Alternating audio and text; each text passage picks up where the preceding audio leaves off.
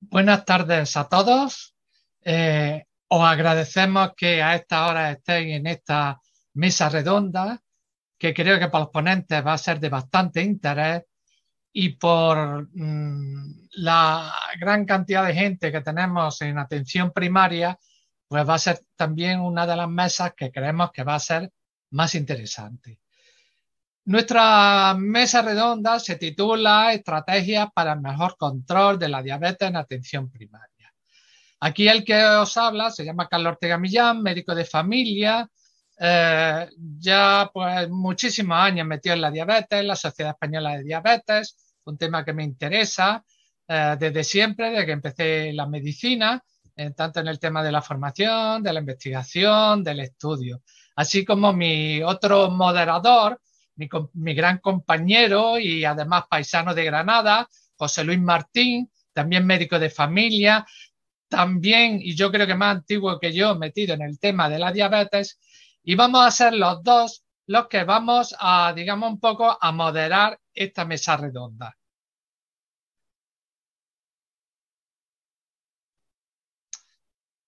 Voy a pasar ahora a presentar al primer ponente, que es el doctor Xavier Xavi, más conocido también de hace muchos años, que es médico de familia. Está además, bueno, profesor asociado en la Universidad Autónoma de Barcelona, en el cual está en la cátedra de docencia e investigación en dicha universidad. Aparte de eso, y por eso mismo, ahora, actualmente está trabajando como jefe de servicio de la Unidad de Docencia, Formación e Investigación de Atención Primaria del Instituto Catalán de Salud. O sea, tenemos aquí a un ponente de alto rango que nos va a, durante unos 20 minutos aproximadamente o algo más, a presentar, a hacer un mapa geográfico de estos últimos años, cómo ha estado la evolución del control glucémico y de otros factores de riesgo cardiovascular. Creemos que es interesante en la ponencia ver un poco cómo, en qué situación hemos estado y estamos en este momento epidemiológicamente hablando. Entonces, le damos paso al doctor Xavier Mundet. Buenas tardes a todos y a todos. Es un placer para mí estar con todos vosotros. Lamentablemente no podemos estar en la ciudad de Granada, ya que la Sociedad Española de Diabetes ha decidido, con buen criterio a mi entender, mantener el formato virtual del Congreso de este año. Agradecer al comité organizador que me haya invitado a participar en esta mesa redonda sobre estrategias para el mayor control de la diabetes mellitus en atención primaria, con la ponencia que he titulado Evolución del control glucémico y de los otros factores de riesgo cardiovascular en los últimos años en nuestro entorno. Mi exposición constará de dos partes diferenciadas. En la primera, más extensa, expondré los principales resultados del estudio que ha realizado nuestro grupo sobre este tema. Y en la segunda, aprovechando la preparación de esta ponencia, he revisado los estudios que se han publicado en los últimos años recientemente sobre este tema para comparar nuestros resultados con los de otros estudios. Esta es mi declaración de conflicto de intereses, y antes de entrar propiamente en exponer los resultados, déjenme hacer una pequeña historia de nuestro grupo, que se constituyó en la década de los años 90 dentro de la Sociedad Catalana de Médicos de Familia. Un grupo de médicos de atención primaria nos movía el estudio de la mejora continua de calidad de los pacientes diabéticos en la consulta, y fruto de este trabajo empezamos a realizar auditorías con micromuestreos sobre cómo eran atendidos los pacientes diabéticos en los centros de salud. En aquellos tiempos utilizábamos métodos muy artesanales, como eran fichas en papel, programas de base, Excel, disquetes que se movían desde los centros de salud hasta un centro coordinador. Y a pesar de estos elementos tan rudimentarios, conseguimos algunas publicaciones en revistas de cierto impacto. A partir del año 2000 ya la informatización de la historia clínica en los centros de salud se hizo una evidencia, y esto permitió, a partir del año 2007-2009, el que se pudiera ya realizar una gran base de datos bajo el paraguas del Instituto de Investigación Olivier Jordi Gol, y lo que para nosotros era el análisis de muestras ya hicimos un cambio cuantitativo importante, pues ya nos planteamos analizar no ya muestras de pacientes, sino a toda la población diabética que disponíamos en esta gran base de datos. SIDIAP es una base de datos actualmente con más de 375.000 pacientes diagnosticados de diabetes mellitus tipo 2, que son pacientes atendidos por el Instituto Catalán de la Salud, que representa el 80% de la población catalana que es atendida en el sistema de salud. En el año 2009, como les dije, hicimos el primer gran estudio, que fue como la puerta de entrada de los análisis que hicimos, que haríamos posteriormente. Fue un estudio importante para nosotros, que lo publicamos en el año 2012, con más de 286.000 pacientes diabéticos, publicado en Diabetes Care. Y en ese estudio ya vimos que la hemoglobina glicada media de todos los pacientes diabéticos era 7.1, y el que es más importante, que el porcentaje de pacientes con un buen control por debajo, hemoglobina por debajo de 7%, era del 56%. Pacientes diabéticos con buen control funcional por debajo de 140-90 de 13,5%. Pacientes con un buen control lipídico, considerándolo por debajo de 130, de 72%, y lo que sí nos daban los datos no muy buenos era el porcentaje de obesidad, que era del 45%, y del tabaquismo del 15% de los pacientes. A partir de este estudio empezamos a realizar una serie de análisis anuales o bianuales que se plasmaron en dos publicaciones más importantes en el año 2016 y 2019, lideradas por el investigador principal de toda esta línea de trabajo, el doctor Manel Mata, conocido por muchos de ustedes, y que le agradezco que es el que me ha dejado mucha de la iconografía que les presentaré a continuación. Entrando ya en los datos más concretos, vemos lo primero que destacaría yo de los distintos análisis desde el 2007 hasta el 2016, es un aumento de la prevalencia de la diabetes mellitus tipo 2 entre el 7,2 hasta el 9,6 en el último análisis, un incremento mantenido, sostenido a lo largo de los años. En cuanto al control de la hemoglobina glicada, destacaría dos hechos. Uno es el control del primer análisis de 7.1 y luego un aumento paulatino de la hemoglobina glicada media hasta el año 2012, 7.3, y a partir de este momento parece que en el análisis 2013 y 2016 parece que hay un cambio de tendencia hasta una mejora de la hemoglobina glicada. Nos falta analizar los últimos datos del 2020, que lamentablemente no los puedo enseñar porque aún no los tenemos disponibles. Tenemos la base de datos, pero aún no está explotada.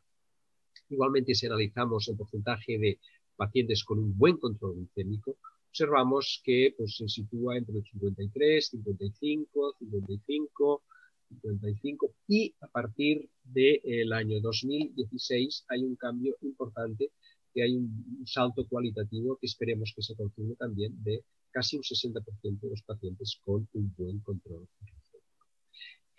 Estos datos que se ven de una forma más gráfica en esta figura, vemos cómo esta tendencia ascendente hasta el año 2012, y a partir de este momento una tendencia que falta por confirmar, como les decía, descendente de la hemoglobina glicada. Lo mismo respecto al porcentaje de buen control, vemos que 2007 59, 52, 53, 55, y a partir de 2013 hay este incremento de casi un 5% de pacientes con un buen control de la glicemia. También es importante analizar el porcentaje de pacientes con un mal control de su glicemia, ¿no? Pacientes por encima de 8 o incluso por encima de 10 en el color blanco, ¿no? En el año 2007 teníamos un 21% en mal control, y en el último análisis había descendido ligeramente en un 2%. Estábamos casi en el 19.1% de pacientes con control mal o inaceptable. También en el último análisis analizamos si había diferencias en cuanto al sexo. Vemos cómo el grado de control según el sexo no había grandes diferencias, pero sí respecto a los grupos de edad, de forma que los pacientes más jóvenes, por debajo de 51 años, tenían un porcentaje de mal control muy superior a los pacientes de edad más avanzada, juntamente el 30,2% respecto al 18%. ¿no? Esto en parte se puede ver, la explicación que le podemos dar es que son pacientes en edad laboral, pacientes que no perciben la enfermedad de la diabetes, las comorbilidades que pueden presentar los pacientes ancianos como una enfermedad grave y por tanto esto explicaría un peor control de su diabetes. También no podemos obviar que probablemente estos pacientes, a medida que son de edad más avanzada, los pacientes más evolucionados o de peor control son los que fallecen antes y por tanto en este grupo de edad más avanzada se incluyen de buen control son aquellos pacientes con una enfermedad más leve o más moderada. En cualquier análisis de la evolución del control glicémico hay que analizar paralelamente los cambios en el tratamiento, ¿no? Y así vemos cómo a lo largo de estos años vemos clarísimamente cómo ha ido un aumento del tratamiento, un aumento de la monoterapia con fármacos no insulínicos y un descenso claro de los pacientes tratados únicamente con hábitos dietéticos, dieta y ejercicio, ¿no? Desde el 28% hasta el 20%. Una cifra porcentual importante. Los pacientes en terapia combinada se mantiene más o menos estable entre el 23, 26 y luego parece que hay un descenso y los pacientes en insulinoterapia pues un discreto aumento desde el 17,5 hasta el 21%, perdón, del 17,5 al 19,5 pacientes con insulina. Otro dato interesante, importante, aunque es lógico, pero no me parece interesante destacarlo, es el grado de control glucémico según la complejidad del tratamiento. Evidentemente, los pacientes con una complejidad de tratamiento más elevado, combinación de fármacos o insulina en monoterapia o asociada a fármacos de insulina, lógicamente la hemoglobina glicada media aumenta progresivamente, ¿no? Pero yo destacaría dos hechos, como el porcentaje de pacientes que están sin tratamiento farmacológico están con unas hemoglobinas glicadas medias a lo largo de los años en rango de buen control, ¿no? Por debajo de 6. Y el otro fenómeno que yo destacaría es como a partir del 2013, igual como hablamos en la hemoglobina glicada media, en todos los grupos de tratamiento hay un descenso claro de la hemoglobina glicada media que, como les decía, tiene que confirmarse en los análisis posteriores. También analizando no ya la complejidad del tratamiento, sino los fármacos utilizados, vemos como un incremento clarísimo de la metformina desde el año 2007 hasta el 2018 y un descenso importantísimo de la utilización de sulfonilureas desde el 33,8 hasta el 15,3. El ascenso mantenido paulatino de la utilización de los inhibidores del DPP4 y a partir del 2006 la aparición de los nuevos fármacos, potentes fármacos, los inhibidores del SGLT2 y los análogos del GLP-1. Respecto a los otros factores de riesgo, vemos un descenso claro en todos los análisis de la presión arterial sistólica y diastólica, la disminución global de 5 milímetros de mercurio de la presión arterial sistólica entre el inicio y el último corte y casi 2 milímetros de mercurio, 1,8 de la presión arterial diastólica. Pueden parecer cifras no muy importantes, pero ustedes saben la enorme dificultad que supone bajar 1 milímetro o 2 milímetros de mercurio en la presión arterial en los pacientes. Si lo analizamos también mirando el grado de control, de buen control de la presión arterial en los pacientes, vemos un incremento de más del 22% entre el 2007 y el 2016, llegando a controlarse casi el 83% de los pacientes diabéticos. Respecto al perfil lipídico, pues hay una mejora, una disminución del colesterol total y del LDL de 13 milímetros por decilitro El HDL se mantiene más o menos estable, no tenemos fármacos para tratarlo, y los triglicéridos mantenidos y un discreto aumento en el último periodo anual. Pero lo que es más importante, porcentaje de pacientes con un buen control. Prevención primaria, por debajo de 130 milímetros por decilitro, hay un incremento global entre el primer y el último corte de casi 13% porcentuales. Y, sobre todo, en prevención secundaria, LDL por debajo de 100, un incremento de más del 20%, concretamente un 21.7% de pacientes que han mejorado, que están en buen control.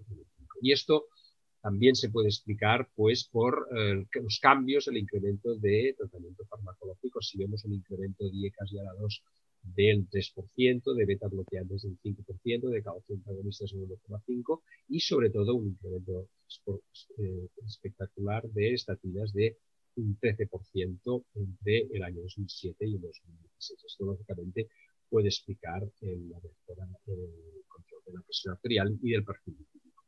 En cuanto a los otros dos factores de riesgo, la obesidad, pues como ven parece un encefalograma plano, la IMC se mantiene estable en 30.1% y el tabaquismo un discreto descenso en el último análisis de 2016 de 2.5% respecto al 2007. Aquí faltará ver el efecto que puede tener la introducción de los fármacos para la deshidratación tabáquica que están siendo financiados por el sistema público de salud, si esto supone una mejora en la disminución del tabaquismo. Y hasta aquí los resultados los principales resultados que les quería enseñar, ¿no? Como les decía, en esta segunda parte he realizado una búsqueda en PubMed de estudios similares en los últimos 5 años y con estos marcadores he detectado 22 estudios de los cuales he escogido por sus características similares a nuestro estudio 6 estudios realizados en diferentes países. Algunos de la órbita occidental, como Alemania, Estados Unidos o Reino Unido, otros más del área oriental, Japón o Singapur, y un estudio interesante que se ha realizado en 49 países en vías de desarrollo para ver cómo ha evolucionado el control glicémico en estos países. El tiempo de estudio está entre el año 2005-2006 y el 2013-2017. Todos son estudios con poblaciones, con grandes poblaciones, con estudios bases de datos. Fijémonos, por ejemplo, el estudio de Estados Unidos con más de 1,6 millones de pacientes o el estudio de Alemania con 150.000 pacientes, ¿no? El estudio con menos pacientes que salen de Japón. En cuanto al objetivo principal, no todos tenían como objetivo el análisis de la hemoglobina glicada. Algunos tenían como objetivo ver los cambios en el tratamiento, pero como objetivo secundario observaban la mejora del control. Así vemos, por ejemplo, en Alemania, que analizaban la evolución de la hemoglobina glicada media entre el año 2002. Parecería, los resultados pueden ser comparables con los nuestros, aunque hay un decalaje de 3 años, pero fíjense que en el año 2002 tenía una hemoglobina glicada media de 7,2, en el año 2011 de 7,4 y luego en el 2014 parecería que vuelve a haber este cambio de tendencia como en nuestro estudio. En el estudio de Japón analizaron la hemoglobina glicada media según la edad de los pacientes. Y aquí también observaron cómo los pacientes de más edad tenían un mejor control glicémico, una glicada ligeramente inferior a los grupos de edad más jóvenes, ¿no? Y en los 3 grupos de edad hay una mejora de la hemoglobina glicada entre 0,5 y 0,6 según los grupos de edad, ¿no? En cuanto al estudio de Estados Unidos y los países en desarrollo, en estos estudios analizan el porcentaje de pacientes con un buen control. Así, en Estados Unidos, en los porcentajes de pacientes con buen control, disminuye un 2% porcentual del 56 al 54%, mientras que en los países en vías de desarrollo partían de un porcentaje de pacientes en buen control inferior y disminuyó mucho más del 36 al 30%, lamentablemente. En cambio, en el estudio de Singapur miraron el efecto reverso, ¿no? Pacientes en mal control, por encima de 8. Y también en este estudio, pues el porcentaje de pacientes con mal control entre el año 2007 y 2017, pues aumentó en algo más de un 2%, de 37.7 a 36%. Y el último estudio revisado es el del Reino Unido entre el año 2010 y 2017. Es un estudio algo distinto al nuestro, ¿no? En este estudio, con un análisis estadístico pues muy especial, muy complicado, analizaban el porcentaje de mejora de la hemoglobina clara según la complejidad del tratamiento, ¿no? Es decir, observaron que los pacientes que había una mayor mejora de la hemoglobina glicada eran aquellos que pasaban de tratamiento no farmacológico a la monoterapia y de biterapia a tripleterapia, una mejora del 0,2-0,3%. No, en cambio, los pacientes que se pasaban a biterapia o a insulización no había cambios en la hemoglobina.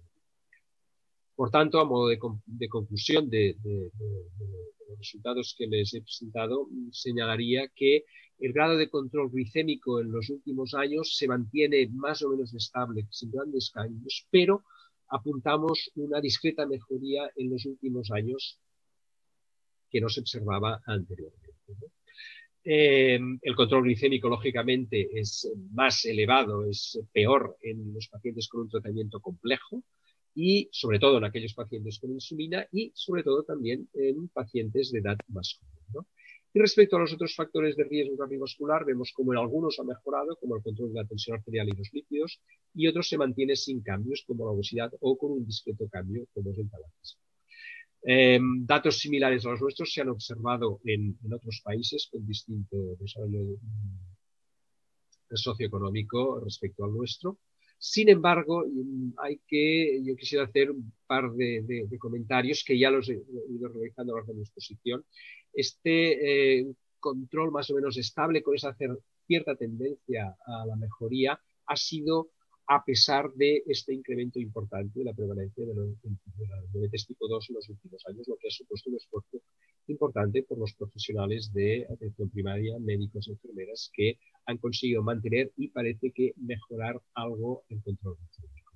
Y, en segundo lugar, tenemos esperanzas puestas en los datos que he presentado aún no reflejan el incremento de uso de estos nuevos fármacos hipoglicemiantes potentes como son los inhibidores del SGLT2 y los análogos del GLP-1, que probablemente puedan suponer una mejora en el control glicémico de los pacientes diabéticos.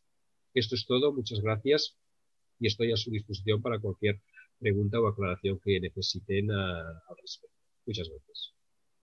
Parece que ha habido problemas con el otro moderador. A continuación, la doctora Ana Cebrián, que es médico de atención primaria y que trabaja en el Centro de Salud de Cartagena, nos va a presentar su ponencia Nuevos grupos terapéuticos y su uso a pesar de resultados. Ya puede pasar, doctora Cebrián. Muy buenas tardes. Agradezco un montón a la organización que me haya dado la oportunidad de participar en esta mesa. Y mi ponencia se llama Nuevos grupos terapéuticos y su uso a pesar de los resultados. Mi nombre es Ana Cebrián, soy médico de familia y soy la coordinadora del Grupo de Atención Primaria y Prediabetes de la SED. Esta es mi declaración de conflicto de intereses. En este caso, en esta ponencia en concreto, no tengo ningún conflicto de interés y tenéis ahí por si queréis mirarlo para otras cosas. La charla que os voy a dar, esta charla cortita donde hablo de nuevos grupos terapéuticos y su uso a pesar de resultados, la he dividido en 4 bloques, donde hablaré primero de diabetes y riesgo cardiovascular, después hablaré de qué dicen las guías de los nuevos grupos terapéuticos, me estoy refiriendo, por supuesto, a análogos del GLP-1 y SGLT2, hablaré de un metaanálisis que se acaba de publicar en este año 2021 de la acción de los análogos del GLP-1 y los ISGLT2, y finalmente responderé a la pregunta de con qué estamos tratando, cómo se están manejando los pacientes con los nuevos fármacos a pesar de los resultados, como bien dice el título de esta presentación. Diabetes y riesgo cardiovascular. Sabéis, conocéis perfectamente esta clasificación de Cosentino que se publicó en las Guías Europeas de Cardiología en el año 2019, donde clasifica a los pacientes de muy alto riesgo, de alto riesgo o riesgo moderado.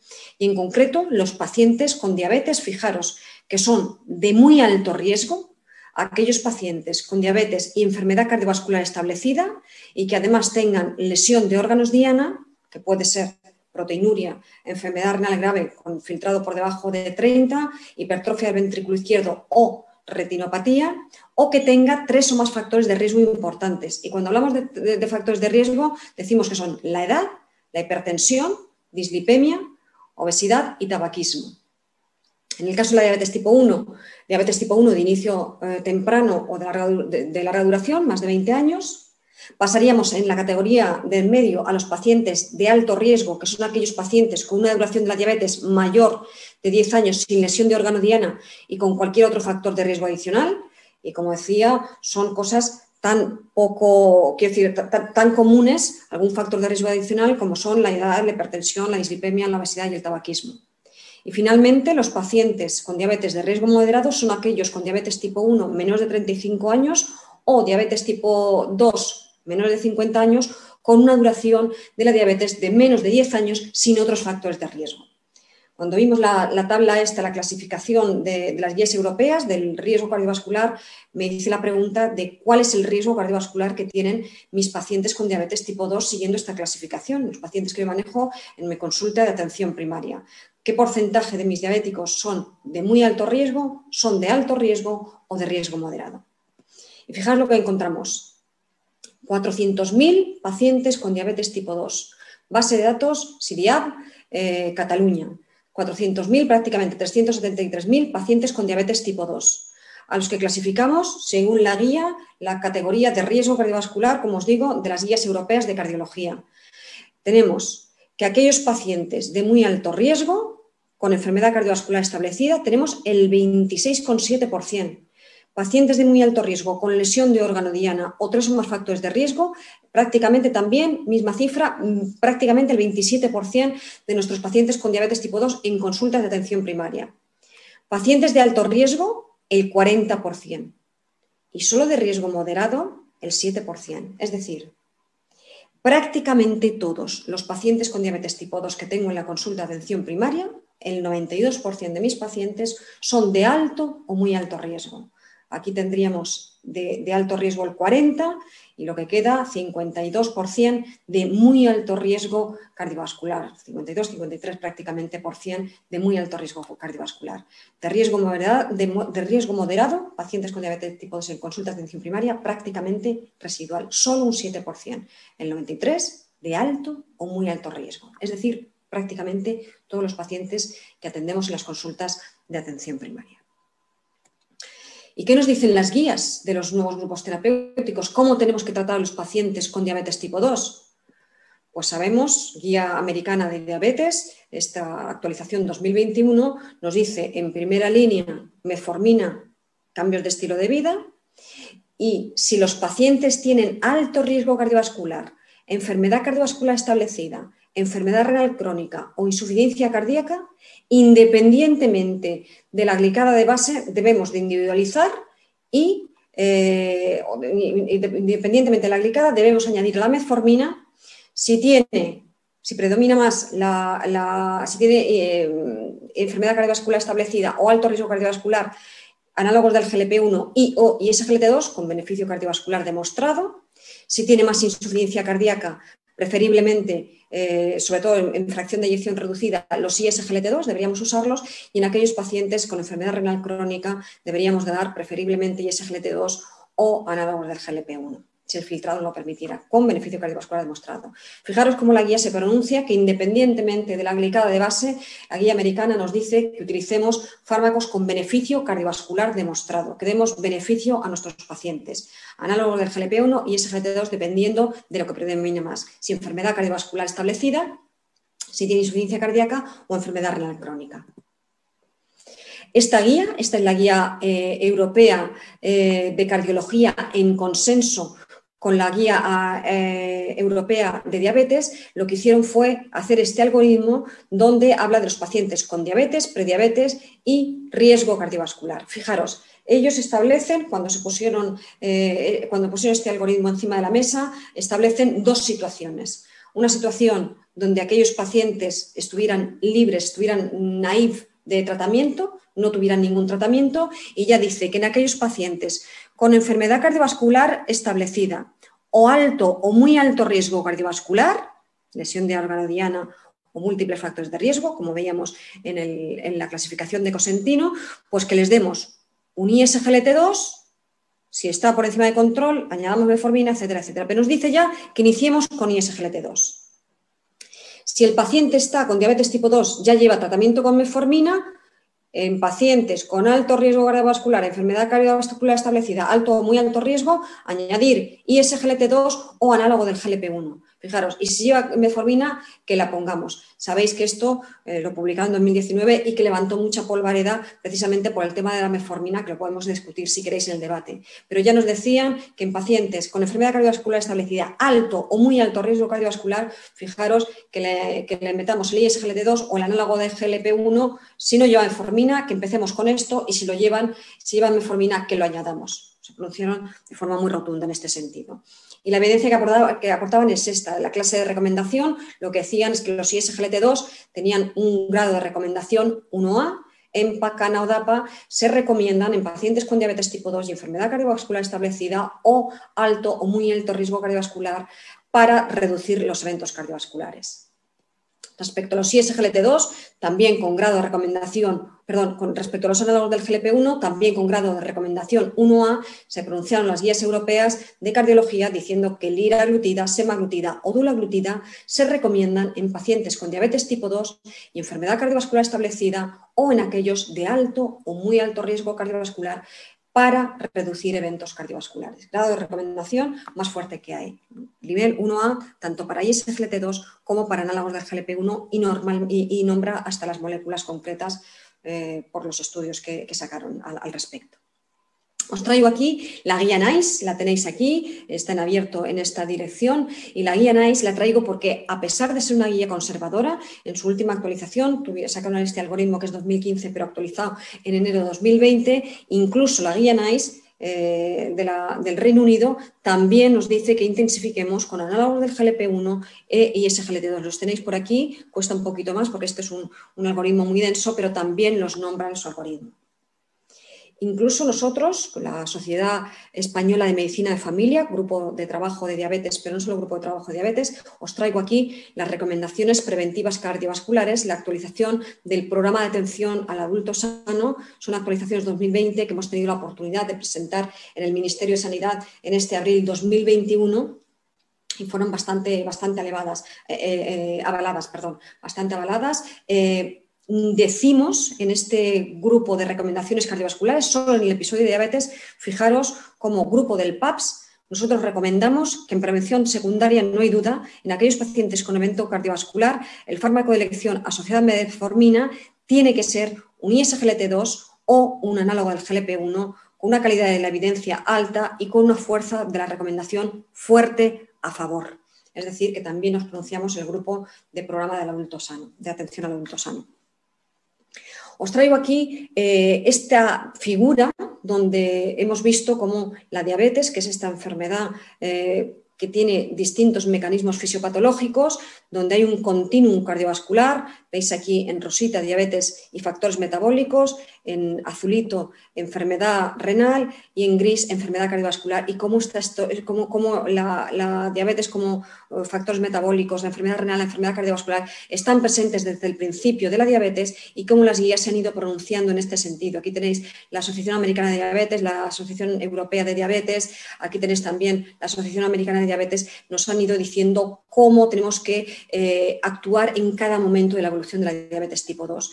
Control al principio de la enfermedad, control de los factores de riesgo para el desarrollo de la enfermedad, pero ya enseguida reducción de eventos cardiovasculares en pacientes con alto riesgo cardiovascular o enfermedad cardiovascular establecida, reducción de eventos, reducción de progresión de la enfermedad renal, reducción de progresión de la hospitalización por insuficiencia cardíaca y, por supuesto, debemos prevenir la muerte cardiovascular. Y en este sentido, todas las guías se pronuncian y abogan por la utilización de fármacos como son los ISGLT2 o los análogos del GLP-1 en aquellas moléculas que han mostrado beneficio cardiovascular y renal.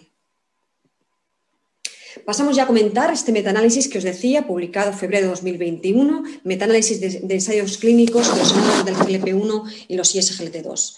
Este trabajo lo que pretendió fue evaluar los análogos del GLP-1 y los ISGLT2 en pacientes con diabetes tipo 2, con enfermedad, con riesgo cardiovascular y enfermedad y la variable renal, utilizando una metodología de metaanálisis de red de ensayos clínicos aleatorizados que comparan los análogos del GLP-1 y los ISGLT2 con placebo, con el tratamiento habitual o con otros antidiabéticos no insulínicos durante un tiempo superior a 24 semanas. Los resultados se estimaron, os voy a sacar el algoritmo de cómo incluyen, hace una búsqueda en Medline, en Envase y en la Cochrane. Lo que hacen es recoger estos ensayos clínicos, se quedan con 764, como veis ahí, que son los que finalmente incluyen, lo que hacen un total de más de 400.000 pacientes, incluyen 421.400 pacientes en este estudio. Y lo que hacen es estimar los resultados de los efectos absolutos de los tratamientos, estos que os digo, comparan unos con otros, en este diagrama que veis, los ISGLT2, los análogos de GLP-1, con todos, con el resto de antidiabéticos no insulínicos y con placebo. ¿Veis ahí el diagrama de flujo? Y lo que ven es los riesgos, los efectos absolutos de los tratamientos por cada 1.000 pacientes a los 5 años, según el riesgo cardiovascular que tuvieran los pacientes. Es decir, aquellos pacientes que fueran de muy bajo riesgo cardiovascular, sin factores de riesgo cardiovascular, bajo riesgo, riesgo cardiovascular moderado, alto o muy alto riesgo cardiovascular. Bueno, pues esto es lo que nos arrojan los estudios. Como veis aquí, en estos pacientes, esta es la tabla que nos presenta de los ISGLT2 comparados con placebo. Y en aquellos pacientes de alto riesgo cardiovascular, fijaros lo que nos aporta la evidencia con grado de recomendación. Este trabajo lo que hace es clasificar con la escala GRADE de nivel de evidencia y con fuerza de recomendación alta nos dice que los ISGLT2 en aquellos pacientes con alto riesgo cardiovascular reducen todas las causas de mortalidad en pacientes con diabetes y con enfermedad renal crónica. En aquellos pacientes con muy alto riesgo cardiovascular, los ISGLT2 frente a placebo reducen todas las causas de mortalidad en aquellos pacientes con diabetes y enfermedad cardiovascular establecida y enfermedad renal crónica. Misma situación con los análogos del GLP-1 cuando se comparan versus placebo. Os traigo las dos situaciones. Solo he marcado los pacientes de alto y de muy alto riesgo cardiovascular porque, como os decía al principio de la presentación, es el 93% de los pacientes que atendemos en las consultas de atención primaria y son los mismos que se atienden en las consultas de endocrino, serán el 100% de los pacientes que atiendan las consultas de cardio, etcétera, etcétera. Aquellos pacientes con alto riesgo cardiovascular a los que tratamos con análogo GLP-1 versus placebo, con grado de recomendación según la escala GRADE, alta, fuerza de recomendación alta, los análogos del GLP-1 reducen todas las causas de mortalidad en pacientes con diabetes y enfermedad renal crónica. En aquellos pacientes de muy alto riesgo cardiovascular, con fuerza de recomendación alta también, los análogos del GLP-1 reducen todas las causas de mortalidad en pacientes con diabetes y enfermedad cardiovascular establecida y enfermedad renal crónica.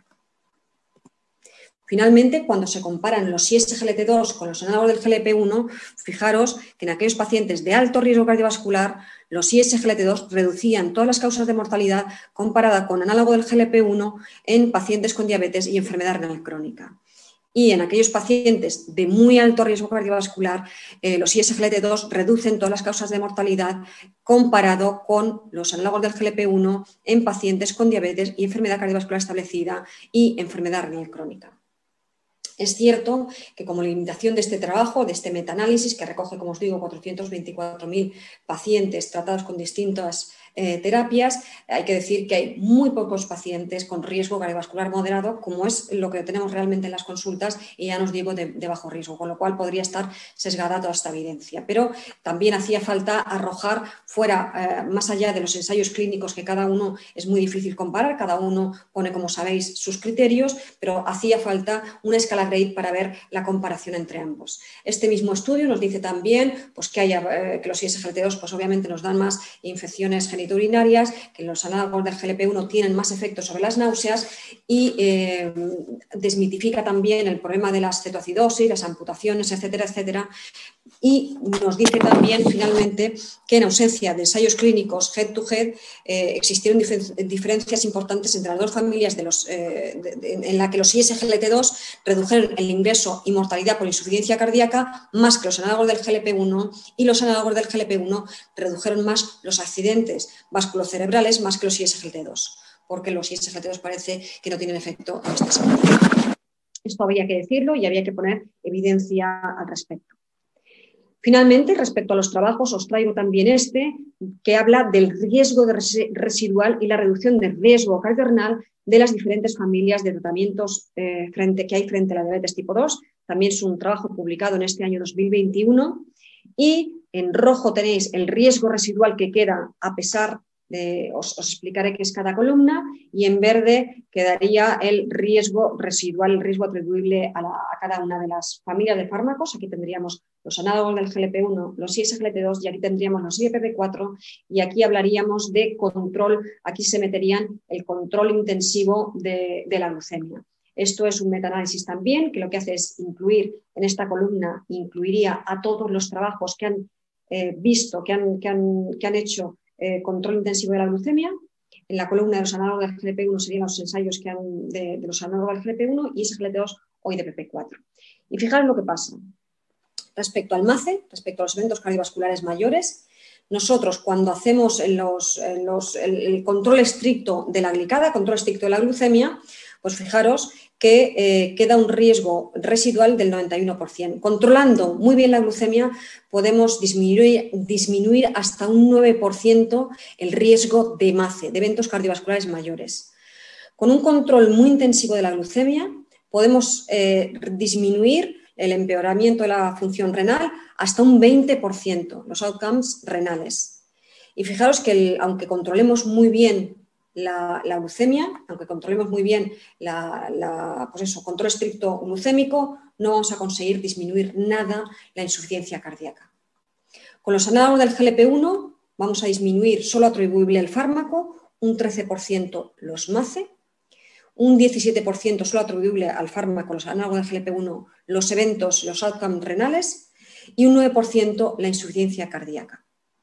Los ISGLT2 van a disminuir por sí mismos un 12% los eventos cardiovasculares mayores, un 39% los outcomes renales, el empeoramiento de la función renal, y un 33% la insuficiencia cardíaca. Los IDPP4, un 1% apenas los MACE, no tienen efecto sobre las variables renales, no tienen efecto tampoco sobre la insuficiencia cardíaca.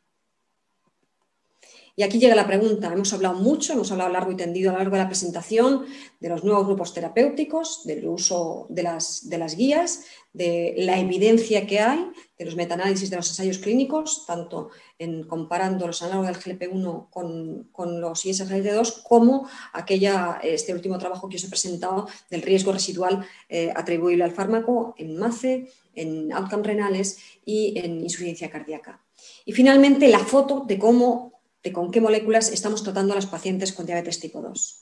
Os traigo esta tabla, está sacada de una publicación también de febrero de este año 2021, donde vemos los pacientes con diabetes tipo 2, base de datos de Cataluña, son 400.000 pacientes, prácticamente 400.000 pacientes con diabetes tipo 2, donde nos dicen cómo están tratados. En general, pacientes con diabetes tipo 2 que tengan obesidad, pacientes con diabetes tipo 2 mayores o iguales de 75 años, aquellos pacientes más frágiles, pacientes con diabetes tipo 2 con enfermedad renal crónica, pacientes con diabetes tipo 2 con enfermedad cardiovascular o aquellos con insuficiencia cardíaca.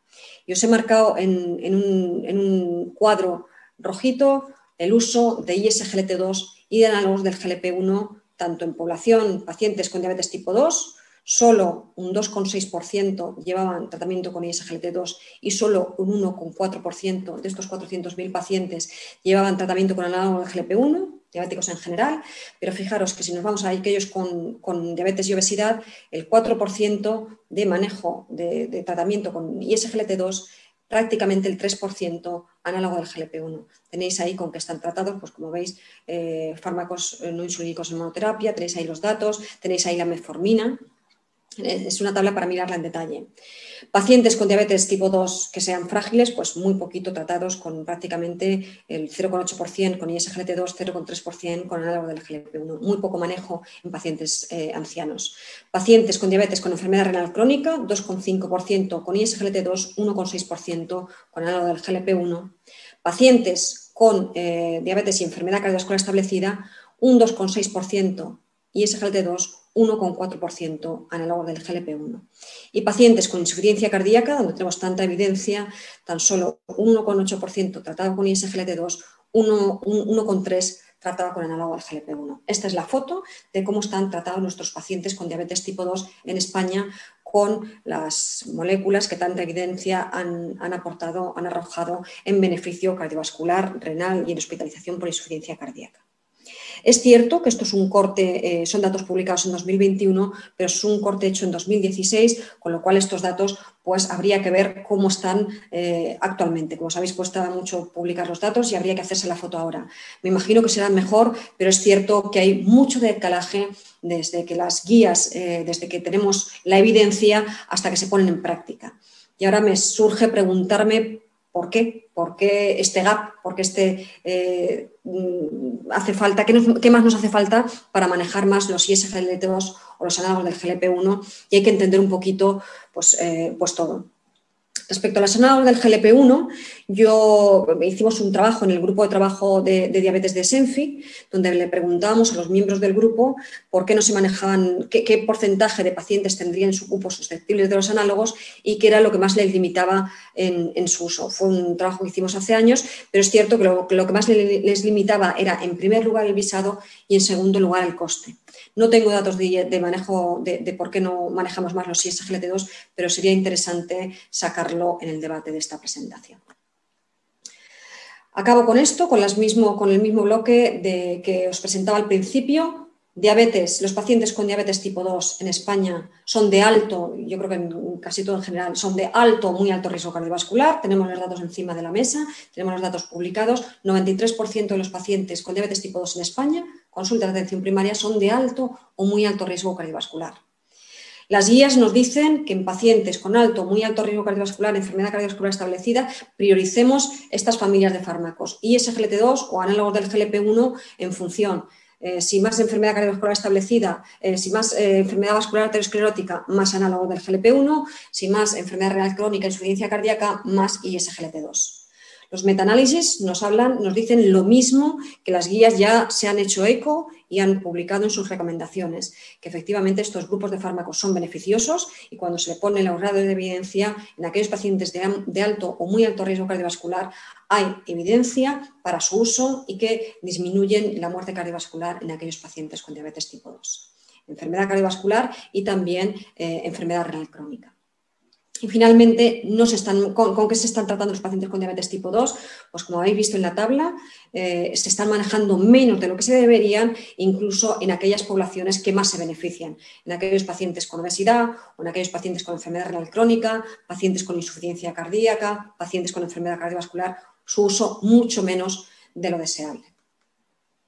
Pues esto es lo que os quería contar, quedo pendiente para el debate, para las sugerencias que tengáis y para que podamos entre todos arrojar un poquito de luz en este sentido. Muchas gracias. Buenas tardes, muchas gracias. No sé si me estáis escuchando, porque hemos tenido antes problemas con el tema del ordenador. Bien, pues lo primero agradecerle a Ana Cebrián por el análisis tan detallado que ha dado en su charla, ¿no? Que me viene pensamientos de hace muchos años en considerar al paciente con diabetes como un paciente, digamos, de prevención secundaria, aunque no sea exactamente lo que ha referido, pero esto sería una reflexión. En la siguiente ponencia, la siguiente mesa, tenemos al doctor Ignacio Llorente Gómez. Es un prestigioso especialista en endocrinología. Actualmente es jefe de sesión del Servicio de Endocrinología Extrahospitalaria. Nos va a hablar sobre un tema fundamentalmente, digamos, que está ya en boga y en este último año de forma acelerada por las circunstancias ajenas a la diabetes, no más bien a un cuadro vírico, ¿no? Como ha sido el COVID, en donde todo el tema de innovación tecnológica, de utilizar las teleconsultas, no solamente con los pacientes, sino entre los propios profesionales, pues se ha incrementado e intensificado. Entonces vamos a ver qué es lo que nos comenta el doctor Ignacio Llorente sobre el tema de la teleconsulta en atención primaria y atención hospitalaria. ¿En qué nos puede beneficiar? Así que doy paso al doctor Ignacio Llorente. Hola, buenas tardes a todos. Dentro de esta mesa se me ha asignado hablar sobre la conveniencia o no de la teleconsulta entre atención primaria y atención hospitalaria. Antes de nada presentarme, mi nombre es Iñaki Llorente Gómez de Segura, soy endocrinólogo y trabajo en el Hospital Universitario Nuestra Señora de Candelaria, en Santa Cruz de Tenerife. Desde hace más de 10 años desarrollo mi labor asistencial fuera del hospital, teniendo una relación bastante estrecha con atención primaria, bien a través de consultas en centros de atención especializada o bien a través de interconsultas. Por lo tanto, espero que la experiencia de nuestro grupo sea suficiente o sea beneficiosa o nos pueda dar claves a la hora de poder responder a la pregunta de si la teleconsulta en atención primaria hospitalaria debe hacerse o no. Lo primero, comentar que no tengo ningún conflicto de interés en relación a esta materia de teleconsulta entre atención primaria y atención hospitalaria. Está claro que la teleconsulta médica es un concepto muy de moda.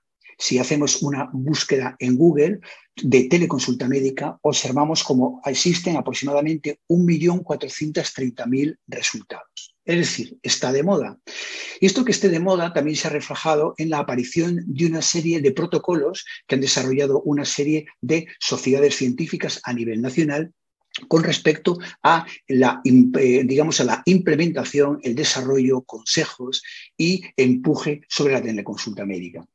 Tenemos el manual de teleconsulta en endocrinología y nutrición en tiempos en pandemia, COVID-19 y más allá, desarrollado por la Sociedad Española de Endocrinología y Nutrición, que recientemente ha recibido un premio. Tenemos el protocolo de teleconsulta para pacientes con diabetes tipo 2, desarrollado por la Fundación Red GEDAPS, y luego tenemos diferentes plataformas, como esta de teleconsulta, también de la Red GEDAPS, donde se nos dan herramientas de comunicación en remoto, cómo realizar una comunicación exitosa en remoto y el protocolo de actuación en una persona con diabetes. Lo que ocurre es que todos estos conceptos o todos estos manuales están dirigidos fundamentalmente a teleconsulta entre médico y paciente.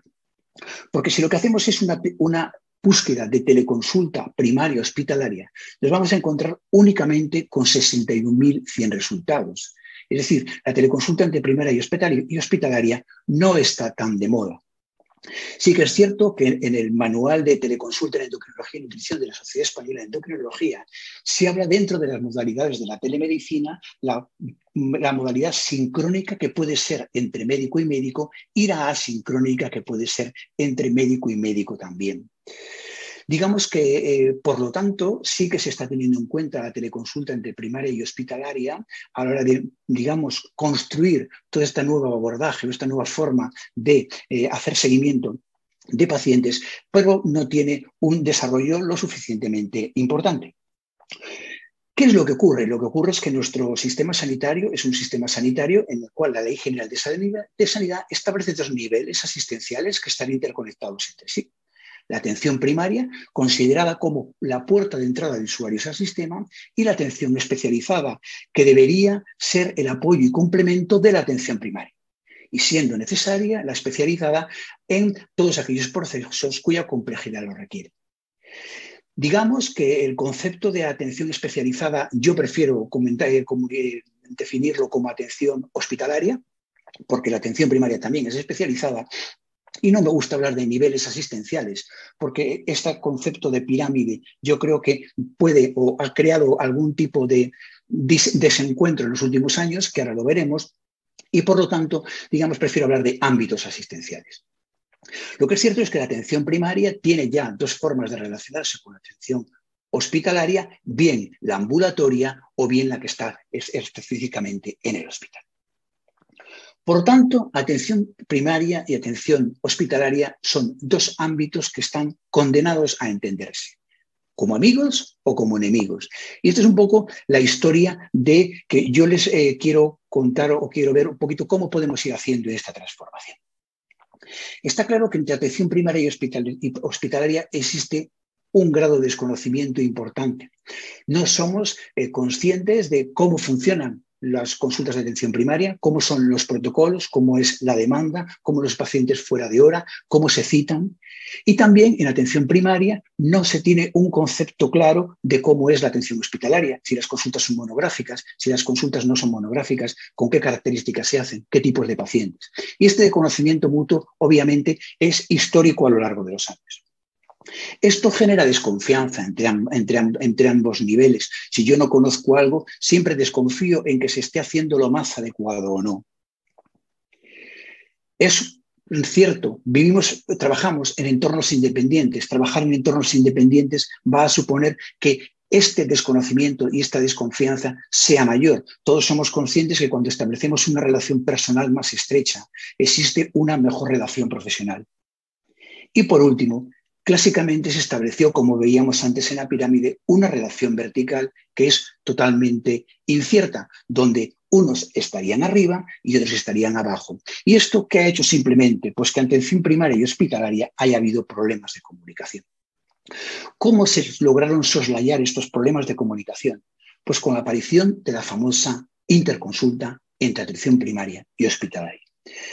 Pero realmente, si nosotros definimos lo que es una interconsulta desde el punto de vista real, consiste en la situación en la que un facultativo pide opinión sobre un caso a otro facultativo. Esta petición de opinión puede ser presencial o telemática, puede ser formal o puede ser informal, y la opinión de la interconsulta no es vinculante para el que la solicita. Lógicamente, si uno valora realmente si estamos haciendo no interconsultas, nos damos cuenta que no. Y lo que hemos venido haciendo a lo largo de los años son derivaciones. Las derivaciones son transferencias de responsabilidad en determinadas circunstancias. Entonces, el circuito habitual es: yo en atención primaria tengo un cupo de pacientes y en un momento determinado, por ejemplo, porque un paciente tiene una diabetes mal controlada, hago una derivación colateral.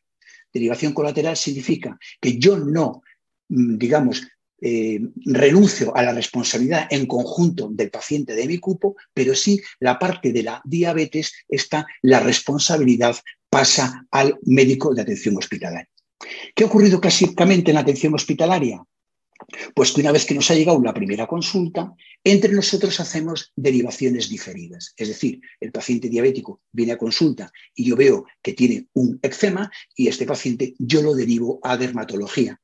De manera que yo transfiero la responsabilidad del problema dermatológico al dermatólogo. Y este, a su vez, ve que el paciente tiene una anemia y entonces le deriva el paciente al hematólogo. Y entonces se produce lo que se llaman derivaciones fragmentadas, siempre en pacientes en consultas sucesivas y sucesivas, hasta que llega un momento en el que al paciente se le da el alta y entonces se devuelve al circuito de atención primaria. Por lo tanto, la derivación tiene una serie de problemas. ¿Cuáles? Pues en el circuito entre atención primaria y hospitalaria, que la iniciativa es de atención primaria. Y eso hizo que se estableciesen una serie de mecanismos de defensa. Y entonces surgen desde hospitalaria los criterios de derivación. Aquí tienen, por ejemplo, en la parte inferior, los criterios de derivación de diabetes. Diabetes tipo 1 siempre, otros tipos de diabetes, y en la diabetes tipo 2 en qué circunstancias específicas. Y por otra parte, surgen las categorías de las derivaciones. Es decir, una derivación es buena si me refleja todos los datos, es aceptable si queda claro el motivo de interconsulta, pero no se me transfiere toda la información necesaria, o es malo si es ilegible o no tiene datos insuficientes. Pero también los problemas surgen cuando el paciente sale de hospitalaria y vuelve a primaria. ¿Por qué? Porque la iniciativa es de la atención hospitalaria. Entonces, si yo quiero, no doy alta. Entonces, el paciente queda en atención hospitalaria y surge el concepto de paciente secuestrado. Por otra parte, los pacientes sirven de medio de comunicación entre ámbitos asistenciales, de forma que es el médico el que comenta al médico de primaria lo que el médico de hospitalaria le ha dicho que le diga. Por otra parte, no existen claramente establecidos los criterios de alta de atención hospitalaria para patologías crónicas como la diabetes. Y no siempre se elaboran informes de alta. Y los que se hacen se entregan en mano al paciente, que puede que se los lleve al médico de atención primaria o puede que no. Y en todo esto tenemos al paciente en medio. El paciente tiene idealizada la atención hospitalaria, cada vez menos, pero hay un escaso conocimiento sobre el papel importante de la atención primaria en el sistema hospitalario. Hoy un rum sobre la atención primaria, están muy saturados, el grado de formación. Y luego tienen un problema, y es que creen que la capacitación de los profesionales sanitarios es en compartimentos estancos, de forma que a cada especialista de atención hospitalaria le corresponde una patología, que nunca le corresponderá al médico de atención primaria, que lo único que tiene que hacer es derivar. ¿Cuántas veces nos habrán dicho, yo soy diabético y nunca me han mandado al endocrino? ¿Por qué? Y luego existe por parte del paciente el derecho a elegir. Dentro de este contexto, en el manual de teleconsulta de endocrinología y nutrición publicado el año pasado, lo que se comenta o lo que se indica es que el paradigma actual de la telemedicina entre dos profesionales sanitarios debe ser la e-consulta, que es una interconsulta clínica no presencial por escrito entre profesionales de diferentes ámbitos asistenciales, en la que se puedan incluir o juntar archivos. Ha de requerir la integración de sistemas informáticos, de los distintos ámbitos, el acceso a las historias clínicas y a las pruebas complementarias, y debe haber un módulo común de prescripción electrónica de receta. Y se precisa, es cierto, del establecimiento previo de protocolos conjuntos de las patologías más frecuentes. Los objetivos principales de esta consulta es aumentar la capacidad resolutiva, disminuir los tiempos de diagnóstico y mejorar la accesibilidad de los pacientes, evitando desplazamientos innecesarios. Por lo tanto, se ofrece una herramienta normalizada en los centros de salud y hospitales con trazabilidad, que permite fundamentalmente priorizar la cita de los pacientes y le dan a la e-consulta una herramienta educativa. O la convierten en una herramienta educativa. Esto es a día de hoy, pero en todo este contexto, en el año 2008, el grupo en el que yo trabajo, decidimos iniciar un proyecto de consulta virtual entre atención primaria y endocrinología. Este proyecto de consulta virtual, que se llamó Endocrino Virtual, consistió en crear una teleconsulta en tiempo diferido o modo asincrónico entre profesionales de atención primaria y atención hospitalaria, en este caso endocrinología en el área, en modo conjunto con un servidor de datos y el modelo conjunto, el servidor de datos conjunto, es la historia clínica del paciente de atención primaria o DRAG-OAP. Consistiría la vía principal de comunicación, donde se establecieron 3 compromisos por parte de endocrino. El motivo de la consulta sería libre, la atención sería inmediata en menos de 24 horas y la respuesta siempre sería con solución. O bien se resolvería el problema del paciente, o bien se citaría al paciente, o bien se pediría información adicional. Por otra parte, el equipo debía realizar un equipo médico cohesionado por parte de endocrino y ahí también establecimos una serie de compromisos. Hicimos un consenso previo sobre todas las patologías y las formas, digamos, digamos, decisiones a tomar. Decidimos que las respuestas serían uniformes por parte de todos nosotros y nos comprometeríamos a una estabilidad laboral, siempre dentro de la situación en la que estamos, pero de una estabilidad laboral o por lo menos una estabilidad dentro de lo que es el grupo de consulta virtual. Hicimos un pilotaje de 12 meses en 2 centros de salud. Uno que es urbano, aquí en Santa Cruz de Tenerife, Barranco Grande, constituido por población mayoritariamente del lugar y que se dedican fundamentalmente a servicios, pero a nivel central, y una parte turística, es una población mayor, y un centro de salud turístico, en la zona turística, que son los cristianos, donde la población es más flotante, donde la población es más joven. A lo largo de 12 meses vimos, aquí tienen la evolución mensual de las consultas que se iban realizando, las interconsultas virtuales. Observamos como un 48%, la mayor parte eran sobre patología tiroidea, un 20% correspondían a diabetes, y vimos como en casi el 50% de los casos producíamos o se conseguía una resolución de los casos sin necesidad de citar al paciente. Asimismo, al finalizar este periodo, hicimos una evaluación entre nuestros compañeros de atención primaria respecto a los servicios que les habíamos ofrecido. Y aquí observamos cómo respecto a accesibilidad, amabilidad, profesionalidad, comunicación efectiva, calidad, facilidad, tiempo en respuesta, resolución de problemas, nivel tecnológico, conformidad de los resultados y nivel general de satisfacción, obtuvimos una respuesta bastante decente por encima de 4. Dado este pilotaje de 12 meses, decidimos, junto con la gerencia de atención primaria en nuestro hospital, desarrollar el proyecto de endocrino virtual en nuestra área de salud. Nuestra área de salud la constituye en 14 zonas básicas de salud, que tiene 40 centros de salud. Corresponderán a unos 425.000 habitantes y bueno, como estimamos que había 60 consultas al mes en las 2 zonas básicas de salud previamente estudiadas, pues calculamos que tendríamos unas 420 consultas al mes, que a 20 días al mes serían 20 consultas virtuales al día. Para esto decidimos que íbamos a utilizar un facultativo en dedicación exclusiva cada día para hacer la consulta virtual, 5 días a la semana, con una consulta siempre activa. No existen vacaciones, sí que existen festivos y fines de semana. Es la única consulta que nunca se suspende y si alguna vez debe suspenderse por algún motivo, que no insoslayable, al día siguiente o a los 2 días se hace una consulta doble. Y utilizaríamos la plataforma de atención primaria. Y aquí tienen el nombre de los 5 médicos que realizamos esta intervención.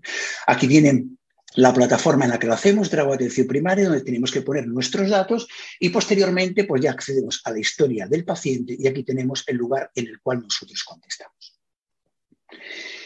Establecimos una primera fase. La primera fase comienza en el año 2009 y la extendemos hasta el año 2014 y es lo que llamamos fase 1, en la cual hicimos un control de derivaciones.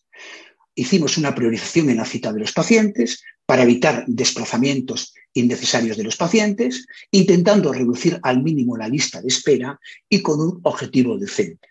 En este caso, hicimos una evaluación de la intervención en cuanto a lo que es reducción de lista de espera, que disminuyó de 365 días a 7 días.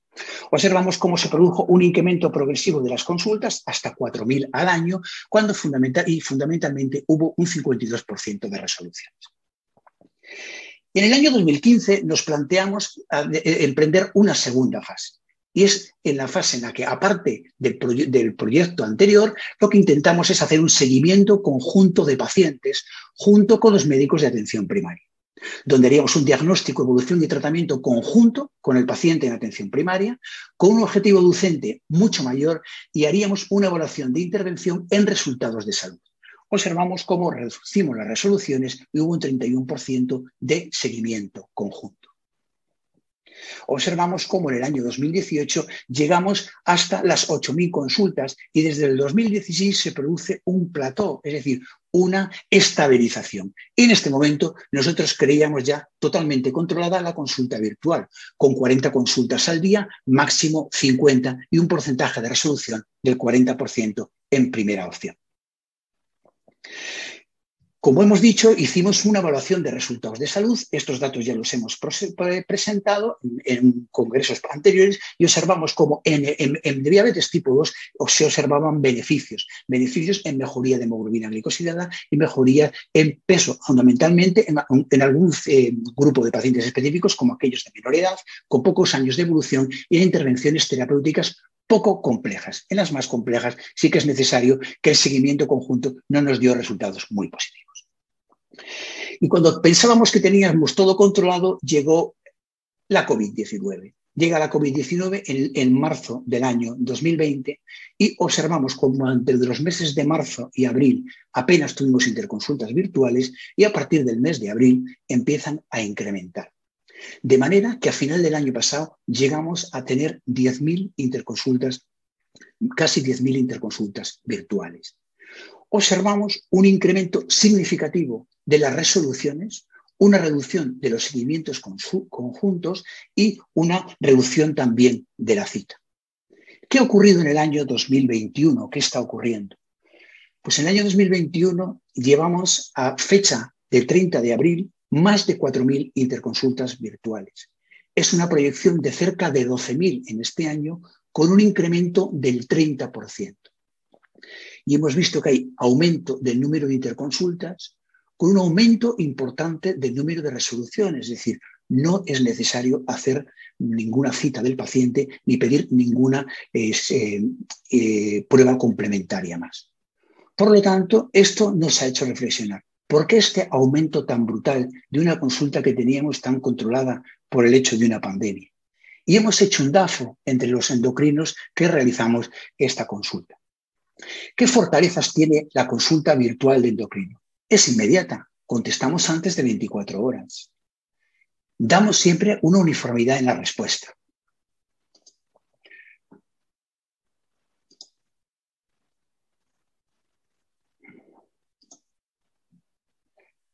Y los resultados, hacemos derivaciones de alta resolución porque los pacientes llegan a consulta y llegan a la consulta con las pruebas pedidas y los resultados de salud han sido positivos. Como debilidades es que no hay restricciones, el número o motivo, lo que puede hacer el número motivo que puede hacer que hay un uso inapropiado, que no se pide una información mínima, que no hay una plataforma común y que no es posible el seguimiento de los pacientes si el médico de primaria no nos lo dice. Como oportunidades es que es una buena vía docente, es una buena vía para intentar desarrollar una plataforma común, no que tengamos que estar en la plataforma de atención primaria, y es un medio muy importante para implementar el seguimiento conjunto y reducir los tiempos de diagnóstico y tratamiento. Como amenazas es que haya una sobreutilización, que se quiera sustituir la consulta clásica por la teleconsulta, que no debe hacerse, y que se puedan perder pacientes, claro. Por lo tanto, nuestra respuesta es teleconsulta primaria hospitalaria. Sí, pero nosotros nos gustaría poner una serie de premisas después de nuestra experiencia de más de 10 años. La interconsulta debe ser inmediata, casi sincrónica, en menos de 24 horas. La plataforma debe ser común, de acceso restringido. No deben acceder los pacientes a ella, con un modelo de consulta o consulta virtual. Han de pactarse los flujos antes de su inicio. No podemos dar consulta libre. Ha de ser bidireccional, siendo un intercambio de información del 100% sin restricciones. Debe ser efectiva. Hay que obtener resultados positivos en salud que hay que evaluar periódicamente, si no, no tiene ningún sentido.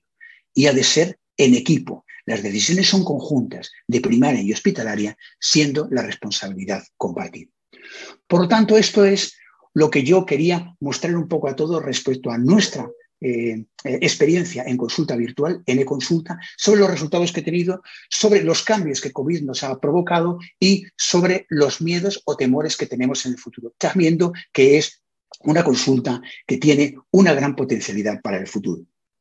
Darles a todos las gracias, sobre todo a los compañeros que están ahí en la fotografía, que son los compañeros que hacen la consulta virtual conmigo, decirles que es una foto hecha antes de la era COVID, por eso estamos juntos sin distancia de seguridad y sin mascarillas, y nada, agradecerles mucho la atención y luego en la parte de preguntas puede estar, estoy dispuesto a contestar todas aquellas que se les ocurran. Muchas gracias. Muy bien, muchas gracias. Doctor Llorente, doctora Cebrián, Xavier, por vuestras excelencias ponencias. Y bueno, vamos a dar ya paso a las preguntas que no hayan podido hacer, que además había hecho una ponencia donde habéis dejado claramente que se os tiene que preguntar, por lo menos en muchos de los casos. La primera, doctor Mundet, ¿se podrían extrapolar los datos de control en Cataluña al resto de España? ¿Puede haber diferencia a nivel nacional? Y si es así, ¿a qué puede ser debido? Bien, yo creo que no tiene por qué haber grandes diferencias entre comunidades autónomas, entre diferentes áreas de salud. ¿Por qué? Porque el vademecum es similar, el tipo de pacientes no tiene por qué ser haber grandes diferencias. Puede haber diferencias en determinados grupos socioeconómicos o rural, urbano, pero a grandes rasgos yo pienso que no tiene necesariamente por qué haber grandes diferencias. ¿Por qué? Porque nosotros hemos analizado no una muestra de pacientes como hacíamos años atrás, sino todos los pacientes atendidos, una gran muestra o una gran base de datos de pacientes.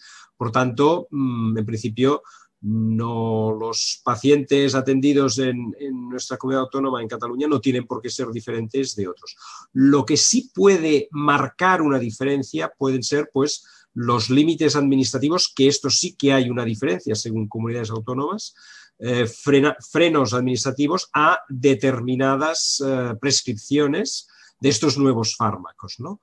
Esto podría explicar a las posibles diferencias que pueden existir entre unas zonas y otras. Por el resto, yo pienso que todos los profesionales de atención primaria estamos suficientemente formados, tenemos un nivel de competencia similar, no tiene por qué haber diferencias. Y si hay algunos compañeros menos habituados al manejo de los pacientes diabéticos, esto yo creo que es común en todas las áreas de salud, en todas las comunidades autónomas. Por tanto, creo que nuestros datos pueden ser representativos de todo el país, ¿no?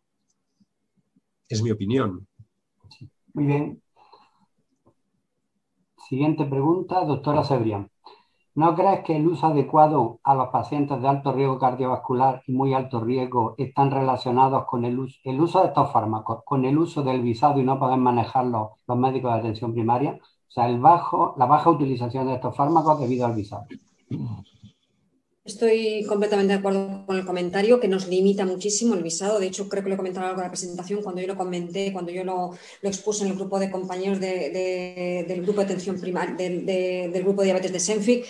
¿Cuál era la limitación que teníamos? Yo creo que vosotros también me contestaste, José Luis y Carlos, la limitación más grande que teníamos para el uso de estos fármacos, de los agonistas del receptor del GLP-1, era el visado, pero no quiere decir que no nos podamos prescribir, nos limita, pero nosotros podemos hacer el visado. Yo por lo menos en mi comunidad sí que lo hago y lo hago con total tranquilidad, y además a mis compañeros y a los residentes que rotan conmigo y a los que están en otras consultas les digo que este fármaco lo podemos manejar nosotros y que no es de uso exclusivo especializada, que hay dos visados que nosotros podemos hacer en atención primaria de entrada, que son los pañales y los antidiabéticos. El resto, pues sí que necesitamos otras condiciones, pero por lo menos en mi región, en mi comunidad de Murcia, en la región de Murcia, podemos hacer el visado. Pero es verdad que nos limita, es un trámite burocrático, no es una condición de indicación, es una cuestión de, pues como todos sabemos, de financiación, nos limita, nos atrasa la consulta, nos sentimos observados, etcétera, etcétera.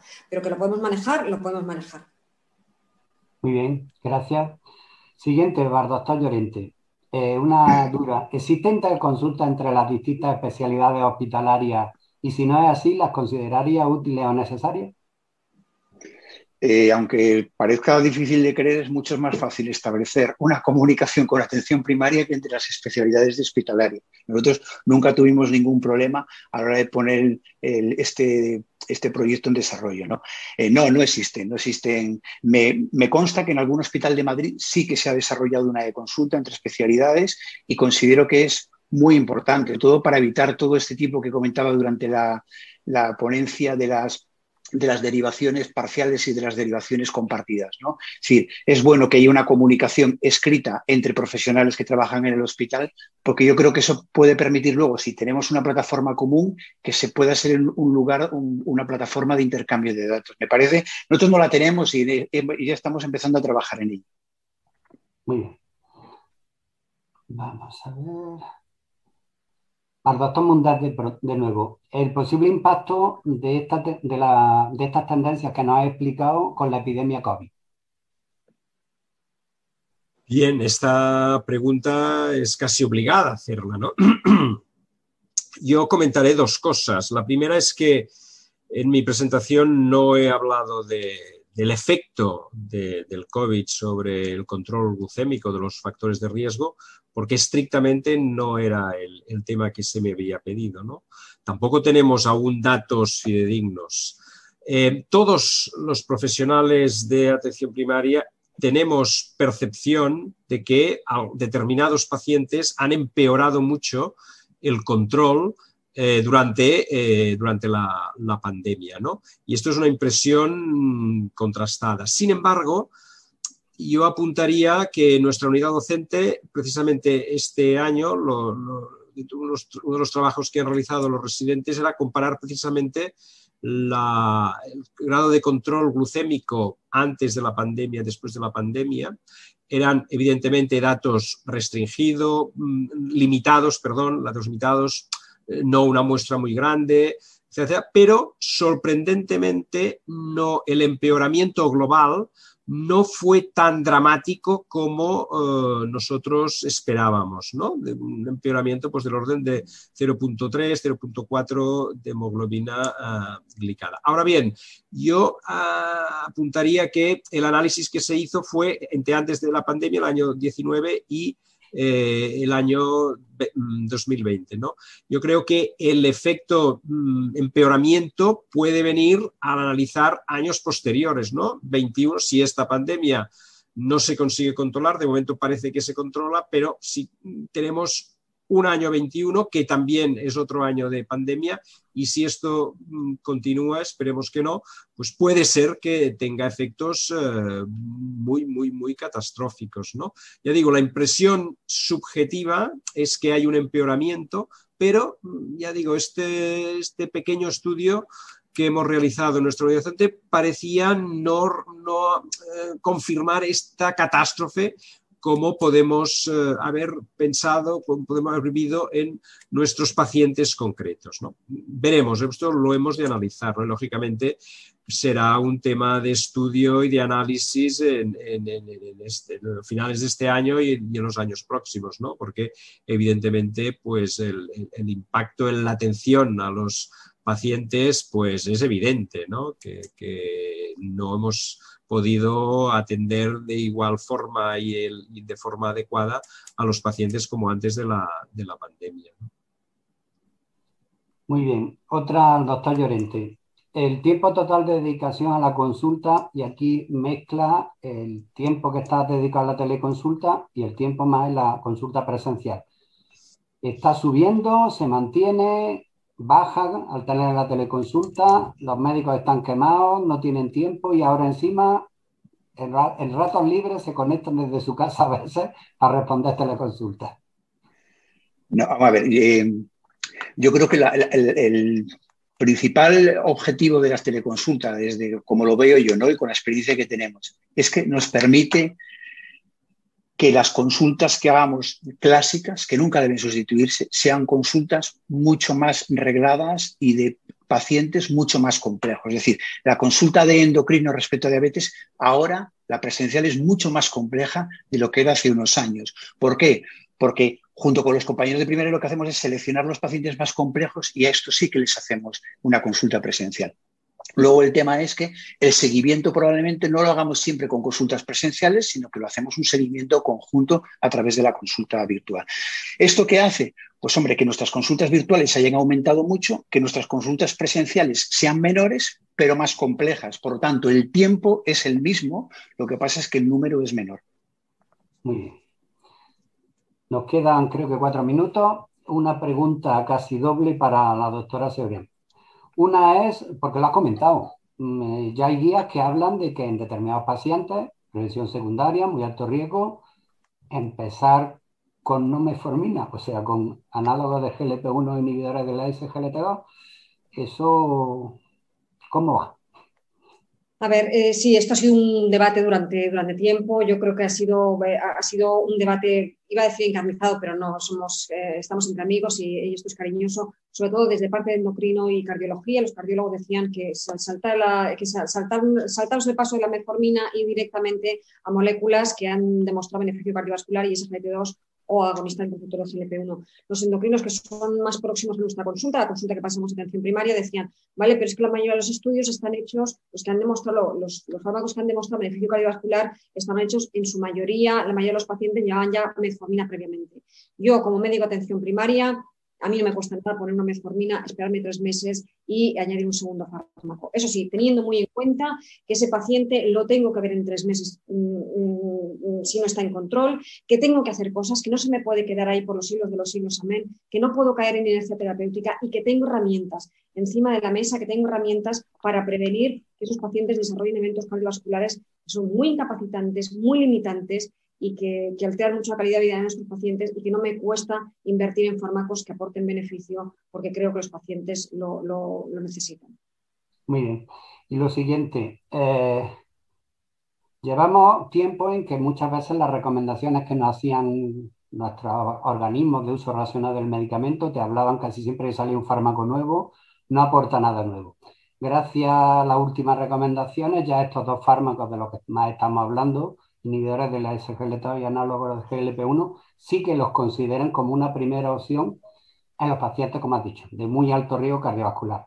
Sin embargo, siguen poniendo una coletilla, y es que si tras 6 meses no baja el 1% la hemoglobina o más de un 3% el peso, que lo retiramos. Yo pienso que no, pero ¿qué piensas, doctora Cebrián? Yo no lo retiraría porque, independientemente de la bajada de glicada, el beneficio cardiovascular lo mantiene. Es decir, que vamos a ver, si yo lo estoy dando por un beneficio cardiovascular, ahora nos planteamos dos situaciones. Estamos intentando pasar del glucocentrismo a dar beneficio, a dar fármacos con beneficio. Entonces, si estamos pensando en glicada, la glicada la podemos, tenemos un montón de herramientas para bajar la glicada. Y bueno, y ahí tendríamos que trabajar pues nuestra inercia, la adherencia del paciente, tenemos fármacos que efectivamente bajan la glicada, pero más allá de la glicada está el beneficio cardiovascular que aportan estos fármacos. Y estos fármacos, además de bajar la glicada, el beneficio cardiovascular lo mantienen. Es verdad que hay pacientes, por ejemplo, estoy hablando ahora mismo de los agonistas del receptor del GLP-1, hay pacientes no respondedores a la pérdida de peso. Es más raro que no bajen la glicada, pero sí que es verdad, pacientes no respondedores a la pérdida de peso. Pero si tú lo que buscas es el beneficio cardiovascular, yo sin duda lo mantendría. Muy bien. Pues ya está. Creo que nos queda un minuto o menos. Muchas gracias a los ponentes, muchas gracias, Carlos, por la moderación. Y yo creo que hemos aprendido todos mucho y deberíamos juntarnos más veces, ¿eh? Ya desde el entorno virtual podemos buscar más huequecitos. Medio se domina. Sobre todo nos tenemos que juntar con endocrinos y ponernos de acuerdo en muchas cosas. Tenemos que hablar entre nosotros, efectivamente. Sí, totalmente. Fundamental. Comunicación. Totalmente de acuerdo. Muchas gracias. Gracias.